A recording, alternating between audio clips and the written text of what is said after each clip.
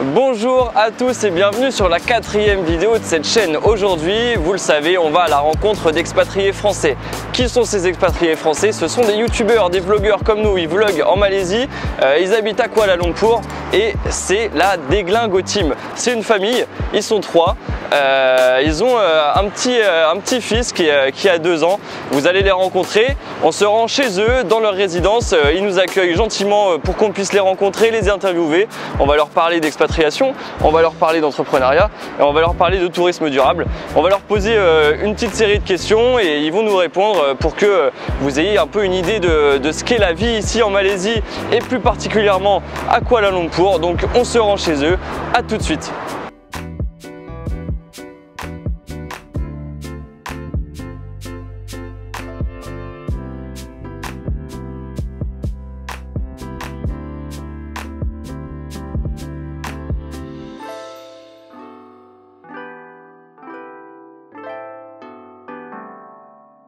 Et voilà, on est avec la Deglingo Team dans leur résidence à Kuala Lumpur en Malaisie. Donc voilà, ils sont là et l'interview va commencer. Okay.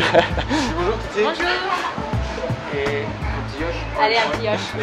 Et Yosh. Encore 3, 2, 1. Et Yosh la famille. Donc nous c'est la Deglingo Team. Moi c'est Damien, 36 ans. Moi c'est Adeline, 34 ans. Et lui c'est Timéo.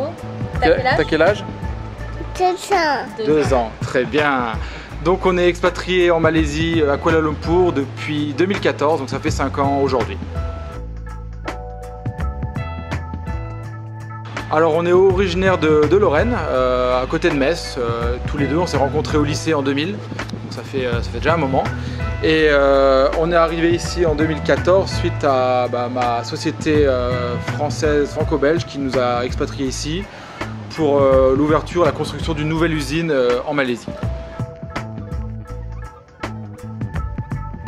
Dans le cadre d'une mutation professionnelle, c'est facile en fait. En général, c'est la boîte qui fait les démarches. Voilà, ouais. C'est assez simple. Donc elle fait la demande de visa de travail parce qu'il faut un visa de travail. On n'a pas le droit de travailler avec un visa de touriste. Ouais. Moi, en tant qu'épouse, j'ai eu un visa de dépendante. Donc en Malaisie, certains pays l'autorisent, mais en Malaisie, c'est interdit de travailler pour un visa de dépendant. Techniquement, tu n'as pas le droit de travailler. Moi, j'ai pas le droit de travailler. Sauf si je trouve une entreprise qui me paye un visa de travail, ce qui a été le cas. J'ai pu travailler ici. C'est la seule façon pour avoir un compte bancaire en Malaisie. Sans visa de travail, ils n'ouvrent pas de compte bancaire et c'est un peu compliqué. Sans visa de travail, on peut rester que 90 jours comme touriste en Malaisie. Donc ça, c'est important. Il y en a pas mal qui débarquent en Malaisie, ils font 90 jours, ils ressortent sur Singapour ou en Thaïlande et ils reviennent. Pour refaire 90 jours, le temps de trouver un travail stable avec une boîte qui paye un visa de travail.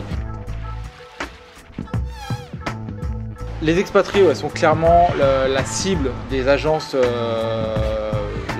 immobilières parce qu'ils savent très bien que ce sont les boîtes qui payent et le budget des boîtes est assez important. Et en général, en une semaine, c'est trouvé. Ils nous montrent un tas d'appartements qui va bien et il y a juste finalement à choisir ce qui nous fait plaisir. Donc en tant qu'expatrié, c'est très facile. Après, en tant que personne qui veut venir travailler en Malaisie, qui débarque ici, trouver un logement, c'est pas pareil, parce que nous on a l'assurance en tant qu'expatrié, c'est la boîte qui est derrière en cas de problème.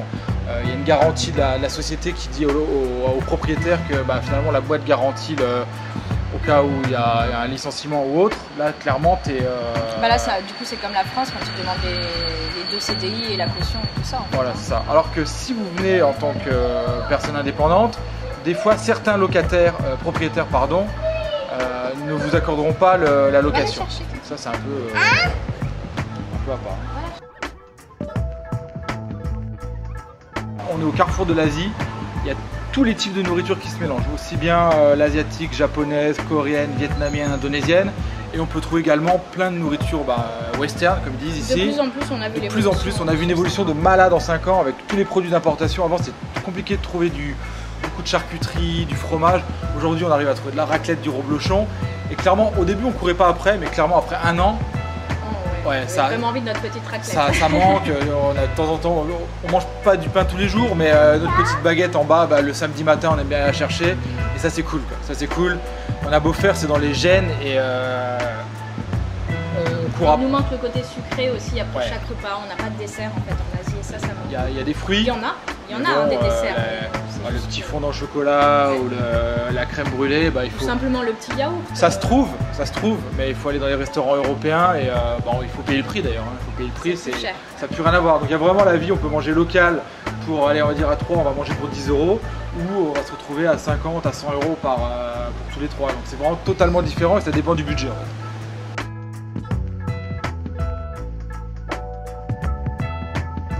Nous, on est venus en disant les Français c'est fini. Paris c'est fini, on n'en veut plus. On veut se baigner dans la culture locale. Les Asiatiques sont trop gentils. C'était la vision avec laquelle on est arrivé. Donc du coup, on s'est dit on va faire plein d'amis locaux. Et là, on s'est vite rendu compte que c'était très compliqué. On en a quelques-uns, clairement, on en a quelques-uns. Mais finalement, et qu'on voit une fois par an. Finalement, naturellement, les cultures se rejoignent. Alors je dis pas français. On a beaucoup d'amis italiens, espagnols, danois. Ouais, les cultures européennes en fait restent entre elles. On a eu des Anglais, des amis australiens, Turcs, donc voilà. Mais c'est vrai que les locaux de Malaisie, c'est compliqué. Les gens sont très individuels ici, donc ils vont au travail et ils rentrent chez eux. Il n'y a pas de vie après le travail, en fait, comme on peut le voir par exemple au Japon ou en Corée. On n'a pas senti des vraies amitiés sincères. En fait, finalement, on a invité plusieurs fois des amis chinois à manger à la maison. Et finalement, les sujets de conversation, c'était toujours les mêmes. Wow, vous avez un bel appartement. Wow, combien vous payez? Wow, ça, ta voiture, wow, combien tu la payes? Ouais, et finalement, ça revient toujours à on a pris n'importe quel ami, tout est lié à l'argent. Et c'est les seules questions qui les intéressent. On n'a jamais de conversation profonde sur le sport, sur la politique, sur le voyage, sur tous les sujets qu'en fait en France ou même en Europe on aime bien discuter avec nos amis. Ce qui fait qu'on les Malais, leur sujet de conversation c'est est-ce qu'on a pris notre petit déjeuner le matin ou est-ce qu'on a eu notre lunch. C'est les seuls sujets de conversation. Et c'est ça en fait, c'est ces conversations avec nos amis, on va dire type français qui nous manquent. Et finalement on n'a pas ces conversations profondes, on peut débattre jusqu'au bout de la nuit sur un sujet. Ça va rester très intéressé et finalement au bout d'un moment on se rend compte que c'est assez superficiel et moins intéressant. Pour ça c'est vraiment idéal, la Malaisie c'est un pays super pour avoir des enfants parce que du coup nous on a attendu un an histoire d'être bien posé dans le pays pour penser à avoir un enfant. Les soins sont top, les hôpitaux sont top, donc simplement le fait d'accoucher ici, ça nous a pas fait peur du tout. C'est du grand luxe, hein. Voilà. On parle d'un hôpital qui ressemble à un hôtel 5 étoiles en France. Quoi. Voilà. Après, concernant l'éducation, les écoles sont payantes, donc plutôt assez cher. Mais voilà, en tant qu'expatrié, bien souvent les entreprises payent l'école. Voilà. Et heureusement parce que c'est le prix d'une école de commerce chaque année pour un enfant de 3 ans. L'école française, c'est 7 000 €. 7 à 8 000 € par an, peu importe, hein, que ce soit le CP, la maternelle, mais tout comme les soins, en fait, les soins sont payants et sont aussi chers qu'en France, c'est juste qu'en France on est remboursé. Et ça c'est un aspect à prendre en compte quand on vient en Malaisie, c'est s'il y a une boîte derrière qui permet de payer tout ça, ok, sinon ça sera une école locale. Donc il n'y aura pas de cours de français ou autre, il faudra parler même limite en chinois ou un peu en anglais. Donc la Malaisie c'est facile parce que ça parle anglais, mais dans d'autres pays, j'imagine en Thaïlande, c'est très compliqué, ça parlera thaï. Et la Malaisie, on a la chance que l'anglais soit très développé par rapport aux autres pays d'Asie du Sud-Est. Oui, après, concernant le fait d'avoir un enfant en Malaisie, c'est très facile parce qu'on arrive à trouver des nounous donc qui nous font, ici on a des systèmes de maid où en fait elles s'occupent du bébé et elles nous font le ménage en même temps et par rapport à la France c'est beaucoup moins cher. Et puis les locaux sont très gentils avec les enfants. Très gentils. On est au restaurant, la serveuse vient, s'en occupe, joue avec lui pendant qu'on est en train de manger et ça c'est vraiment cool, c'est des choses qu'on ne vit pas en France. Il y a une vraie... En fait on n'a pas l'impression de gêner, on arrive au restaurant, on n'a pas l'impression de gêner, ils sont trop contents. Et finalement ils vont même avoir tendance à soulager les parents en disant « Oh je le prends dans les bras, je regarde un peu, vous inquiétez pas, profitez de votre repas ». Alors là ça a une limite aussi parce que justement ils adorent tellement les enfants que parfois quand il est tout nouveau-né et que c'est notre premier enfant, et ils nous prennent des bras ou alors ils le touchent avec les mains pas forcément propres. Donc au début on a un petit peu du mal avec ça parce qu'ils les prennent en photo, ils les touchent. Et on l'a vu, ils sont dit « il est mignon, il a des yeux comme ça ». Ils mettent les doigts dans les yeux, des trucs surréalistes quoi. Des grands yeux bleus, ça. Les yeux bleus en Asie ça court pas les rues donc il a pas les yeux bleus, mais pour la petite là-bas oui. Donc ça c'est un petit peu compliqué à gérer au début, mais faut accepter, faut s'y faire. Faut savoir mettre la limite. Mais ça reste Et très, si on très dit pratique. non, ils se vexent pas, ils comprennent. Ouais, bon, faut leur dire non. Ouais, Faut leur dire non.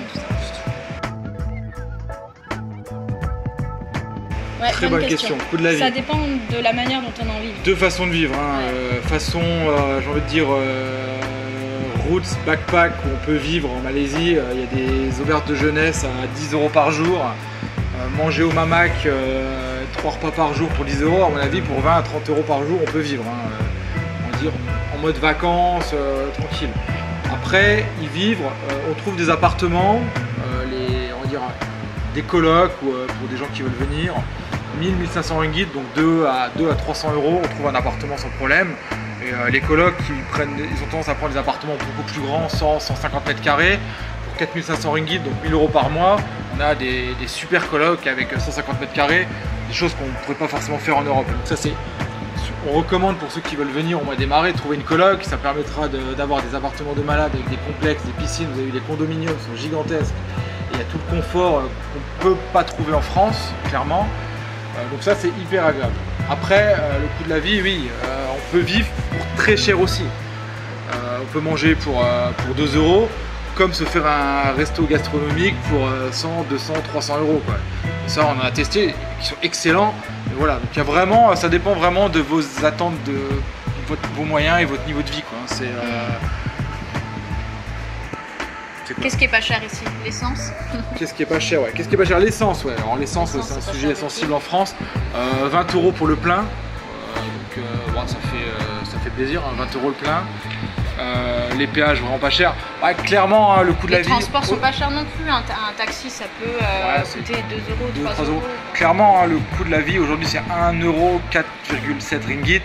On peut dire que le coût de la vie est quasiment divisé par 4 à 5 par rapport à la France. Et c'est vrai que le taux de change, il prend tout son sens. Une infirmière ici, elle va être payée de quoi? De 2000 ringgit. Les salaires sont très bas. Ouais. 1500 ringgit, 2000 ringgit pour une infirmière. Finalement, ça va être le prix d'une infirmière en euros en France. 1500 à 2000 €. Donc ça va être, c'est corrélé, quoi. Donc forcément, avec des économies françaises, venir un peu en Malaisie, vous allez bien vivre. C'est clair, vous allez bien vivre. Si vous ne vivez pas comme un riche émir qui vient, il y a de quoi faire des économies et de bien vivre vraiment bien mieux qu'à Paris et qu'en France. Le gros point positif, c'est la facilité. Tout est facile. S'installer, c'est facile. Il y a toujours quelqu'un pour tout faire. Vous savez rien faire, vous êtes comme moi, vous avez deux mains gauches. Il y a toujours quelqu'un, voilà. On va en bon management. Ouais, j'ai pas de perceuse. Il y a un gars qui vient avec la visseuse. Hop, 5 €. Hop, il a fait les trous, il a installé 2 étagères. On peut tout faire. On peut se faire livrer de la nourriture de tous les restaurants du centre-ville de Kuala Lumpur. En fait, c'est une vie pour les feignants. C'est clairement une vie de feignant. T'as pas envie de cuisiner, tu demandes, t'appelles ton Foodpanda ou en une demi-heure, t'as n'importe quel restaurant du centre de Kuala qui vient à la maison. Hyper facile. Vous avez besoin d'une nounou qui vit ici partiellement à plein temps, qui fait tout. C'est possible, c'est pas cher. Après, ça dépend de ce que vous avez envie de faire de votre vie. Hein. Nous, avoir quelqu'un qui dort à la maison, c'est genre hors de question. Mais il y en a, clairement, ils ont une voire deux nannies qui restent. C'est des maids living qui restent là à longueur d'année. Oui, il y en a une qui s'occupe de la cuisine, le ménage et l'autre de l'enfant. Ça peut être une vie vraiment ça peut être une vie de feignant. Donc quand je dis facile, tout est facile. C'est clair qu'à ce niveau-là, voilà. À partir du moment où vous avez un peu d'argent, c'est très facile. Point négatif, on n'est pas en France. La culture est différente et cet éloignement en tant qu'expatrié, c'est le prix à payer. Aujourd'hui, le but d'une vie d'expatrié, c'est quoi? C'est de découvrir de nouvelles cultures, une nouvelle façon de travailler, et le prix, c'est d'être loin de sa famille, loin de ses amis. Donc en général, c'est des vies de 2 à 5 ans, en moyenne. Les gens partent 2 à 5 ans. Le but numéro 1, c'est de découvrir des cultures, mais il ne faut pas se cacher, c'est aussi de gagner de l'argent. Mettre de l'argent de côté, en profiter, voyager, parce que il n'y a plus la réunion de famille du week-end avec l'anniversaire de tante Martine qui est là et qui fête ses 60 ans. Ça, clairement, ça peut manquer parce que des fois on fait des Skype, on les voit tous. C'est un côté un peu nostalgique et on avoue que c'est vrai que le dimanche midi, le repas de famille nous manque. Et je suis toujours un peu triste le dimanche midi, on est tous les trois, c'est clair. C'est le prix à payer. C'est pour ça que vu qu'on n'a plus de contraintes familiales des week-ends, on voyage, on fait des vlogs, on part, on visite, on va partout. On a Eurasia qui est vraiment pas cher et qui permet pour 10, 20, 30 € d'avoir un billet d'avion pas loin et d'avoir des paysages extraordinaires. Donc ça, c'est c'est la contrepartie à payer de la vie d'expat. Et moi j'ajouterais juste un point sur l'amitié, c'est que étant donné qu'on est loin, tout le monde est loin de sa famille, donc il y a des amitiés qui se créent et qui sont très fortes. Ouais. Et comme les gens ne sont pas là sur le long terme, donc c'est vrai qu'on s'accroche beaucoup aux gens et puis il faut dire au revoir tout le temps, donc c'est un petit peu compliqué. Et là ça fait 5 ans qu'on est là, on a dit au revoir à beaucoup de monde. On se fait plus d'amis en 5 ans en Malaisie que 5 ans à Paris. En 5 ans à Paris, je ne suis même pas sûr qu'on ait eu 2 ou 3 nouveaux amis. En Malaisie, enfin, clairement entre les copains de l'équipe de foot, les collègues, les expatriés entre eux, c'est une communauté qui est très soudée. Et dès qu'il y a un problème, on sent vraiment une vraie famille derrière nous. Et ça, c'est hyper agréable et ça rassure.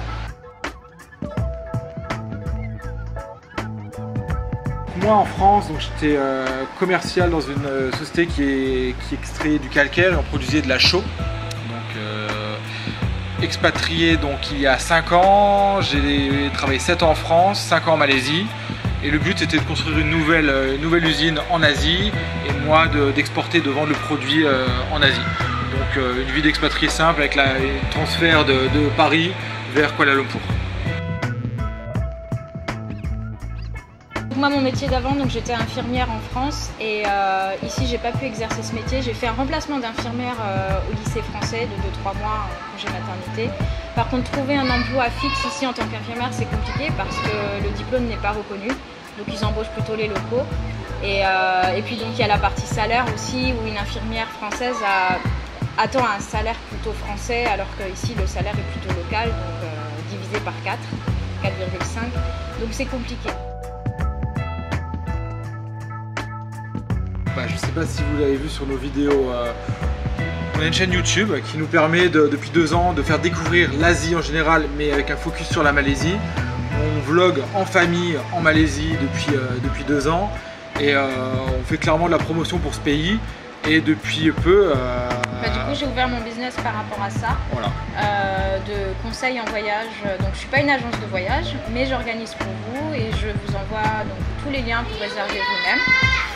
Pour visiter la Malaisie et Singapour. Sur mesure, en à la carte de votre budget, du nombre de personnes, de vos envies, de ce que vous voulez faire en Malaisie, de ce que vous voulez voir. Donc j'organise tout ça et voilà. Vous surtout avec tous nos bons plans de famille. De 5 ans de vie ici, 5 ans qu'on vit ici, donc les restos, les rooftops, les îles, les choses à faire, les choses à pas faire. Pas forcément sur Internet. Ça évitera de partir dans des attrapes touristes d'agences de voyage parce qu'on en voit des tonnes des gens qui viennent et qui disent ils ont payé 30% de plus que le prix normal. Ils se retrouvent, au lieu de venir en plein centre de Kehl, ils sont dans un hôtel qui est à 10 minutes en taxi. Enfin, ça reste pas pratique. Clairement, sur certaines choses, si on vit pas en Malaisie, on peut pas se rendre compte. En fait, on regarde sur Google Maps, on voit que l'hôtel est pas très loin du centre-ville, mais il y a une voie rapide à traverser, donc c'est pas évident en fait. Donc en tout cas, même si vous passez pas par nous, regardez les vidéos, ça vous donnera envie de visiter la Malaisie. Titi, qu'est-ce que t'en penses? T'aimes bien la Malaisie, Titi? Ouais, ça te plaît? Donc n'hésitez pas à regarder les vidéos pour découvrir la Malaisie. On vous fait découvrir ça, on partage notre vie ici, c'est hyper agréable, c'est une belle vie. Donc voilà. Et n'oubliez pas de vous abonner surtout à leur chaîne et à notre chaîne. Donc déjà il n'y a quasiment pas de chômage. Il y a moins de 2% de chômage. Donc les gens, les locaux trouvent du travail très facilement. Ils changent de boîte tous les 6 mois juste pour avoir des augmentations de salaire. C'est très facile en tant que local de trouver du travail. En tant qu'expatrié, c'est un peu plus compliqué.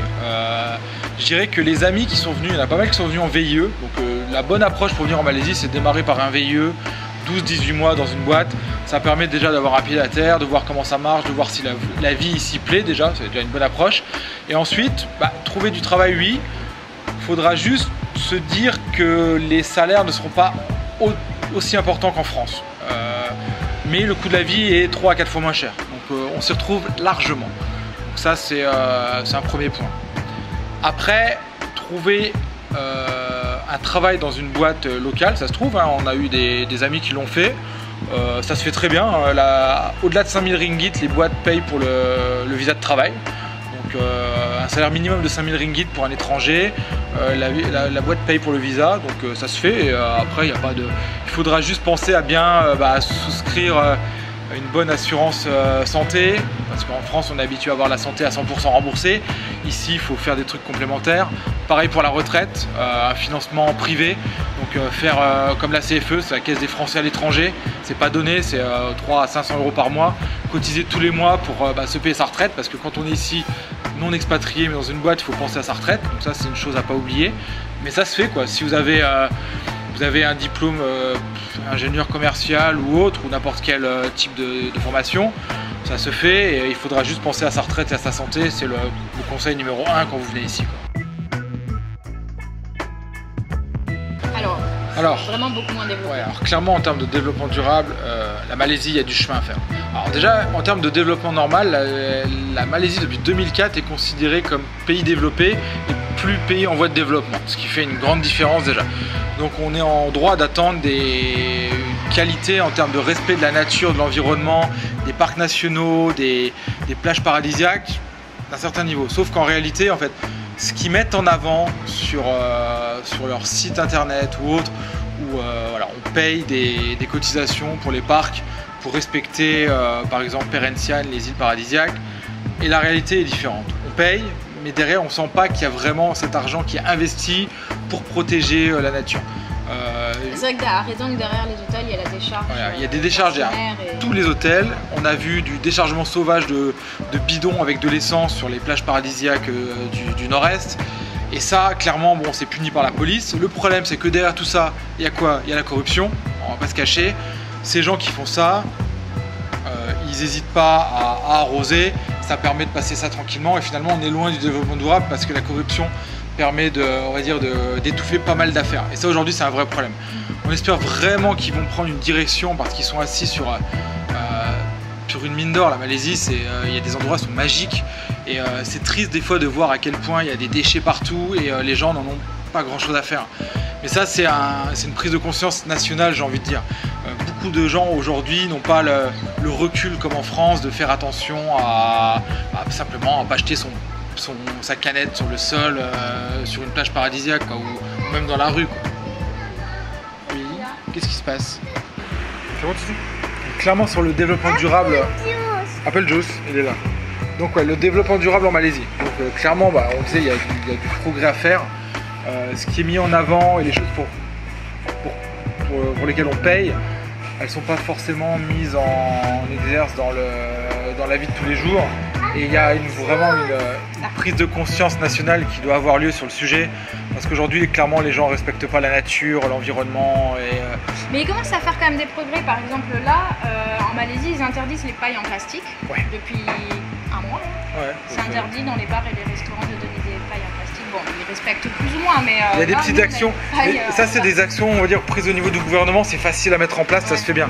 Par contre, il faut que les gens s'éduquent un peu plus eux-mêmes, en fait. C'est ça. C'est ne pas jeter ses bouteilles. Ils ne comprennent pas pourquoi, en fait, aujourd'hui. C'est pas... Ouais, ils ont du mal à comprendre pourquoi, en fait. Et même dans les magasins, ils vont donner un plastique et un autre plastique et un autre plastique. Ils vont nous délivrer de la nourriture à la maison. Ça va être dans des tupperwares et voilà, il va y avoir 12 tupperwares et des petits pots en plastique. Donc ça fait beaucoup de déchets, quoi. Énormément de déchets, énormément. Et ça, c'est aujourd'hui une chose qu'il faudrait vraiment développer en profondeur en Malaisie, parce que on a la chance, entre guillemets, d'avoir un pays moins touristique que la Thaïlande ou autre. Donc j'ai envie de dire, il n'est pas encore jonché de canettes sur les îles ou autres, il y a vraiment moins de monde, c'est vraiment plus accessible.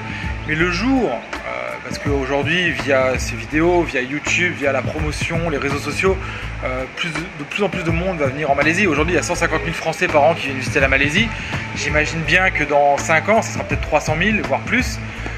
Il y aura de plus en plus de touristes, et si les Malaisiens eux-mêmes n'ont pas conscience qu'il faut faire attention à ça, je pense qu'on va finir, on prend la même voie que Bali ou que Phuket, et d'ici 10 ans, je pense que la Malaisie qu'on a connue nous il y a 5 ans, voire il y a 10 ans en arrière, ça sera un pays complètement différent, et ça c'est hyper important.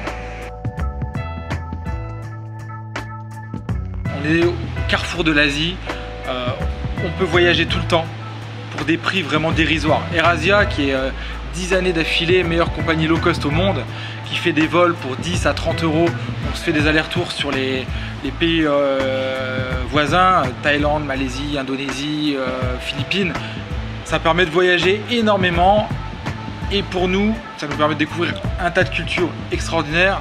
Et pour Timéo qui est né ici, ça lui fait on va dire une croissance, un développement accéléré avec une ouverture d'esprit que je pense qu'il n'aurait jamais pu avoir en France à 2 ans et demi. Et pour ça, le fait de voyager et de vivre dans un pays étranger, c'est génial. Et particulièrement la Malaisie, parce qu'il y a un mélange de culture aussi, plus que dans d'autres pays d'Asie encore. En termes de religion, oui.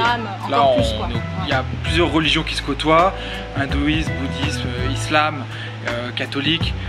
Et donc ça, pour lui, je pense que dans 10 ans, il ne verra pas la différence entre quelqu'un qui est voilé et quelqu'un qui n'est pas voilé. Pour lui, ça lui paraîtra totalement normal.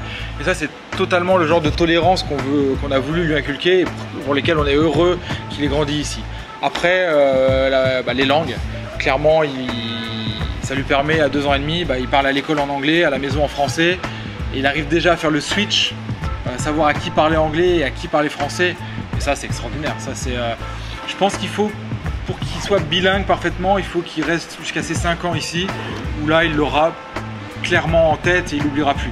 Après, si on venait à partir maintenant, il y a 2 ans et demi, 3 ans, ça serait un peu juste. Il manquerait encore 1 à 2 années. Mais en 5 ans, de 0 à 5 ans, baigner dans des cultures avec 2 langues simultanées, c'est un développement extraordinaire. On a même des amis qui parlent en plus chinois, espagnol, et les enfants à 5 ans ils parlent 3 langues. Et ça c'est génial. Ça, même si en termes d'études plus tard, on ne sait pas, il s'arrête très tôt, il aura déjà 2 langues facilement.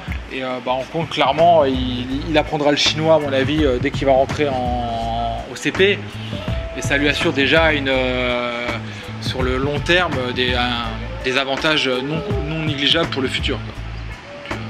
Donc voilà, si on n'avait qu'un mot à dire, n'hésitez pas à venir découvrir la Malaisie, c'est un pays extraordinaire. Pas très connu encore aujourd'hui par rapport au reste des pays d'Asie Sud-Est. C'est magnifique, les gens sont très gentils, il fait toujours beau. Voilà, c'est tout. C'est la conclusion.